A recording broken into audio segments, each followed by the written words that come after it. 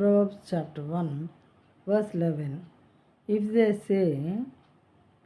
they say, come with us, let us lie in wait for blood.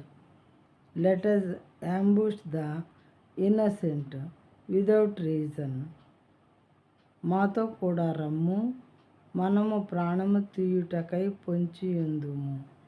నిర్దోషి అయిన ఒకని పట్టుకొనుటకు దాగి ఉందుము అని చెప్తారంట పాపులు. అలా ప్రేరేపిస్తూ ఉంటారు.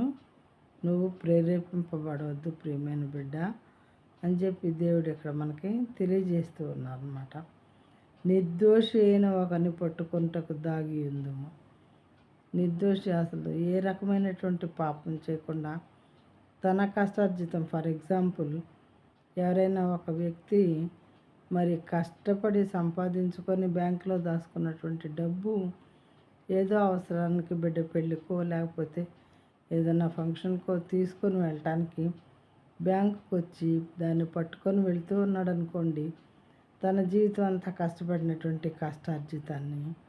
అప్పుడు ఈ రకమైనటువంటి పాపులు ఏమని చెప్తారంట, పాపం లేనటువంటి మంచి వాళ్ళని నువ్వు కూడా మాతో కలువు, నిర్దోషి అయినటువంటి ఒకరిని పట్టుకొని ఆ డబ్బు సంచి తీసుకెళ్ళే వాడిని పట్టుకొని వాడిని మనం మరి కొట్టి చంపి దాన్ని స్వాధీనం చేసుకుందాము. ఇదంతా ఎగ్జాంపులే, వాక్యం లేదు కాదు. అయితే ఆ రకంగా అన్నమాట నిర్దోషి అయిన ఒకడు అనటానికి ఎగ్జాంపుల్ ఇది.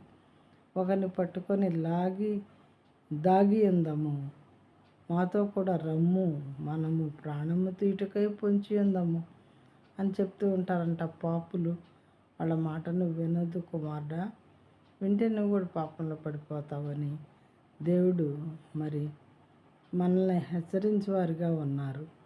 వాక్యంను విని ఇలాంటివి నిజంగానే జరుగుతున్నాయి కదా లోకంలో, మనం వాళ్ళ జోలికి వెళ్ళకూడదు, మనం పాపాన్ని చేయకూడదు అని చెప్పి మనల్ని మనం సరి చేసుకున్నట్లయితే దేవుని బిడ్డలుగా ఉండగలుగుతాము.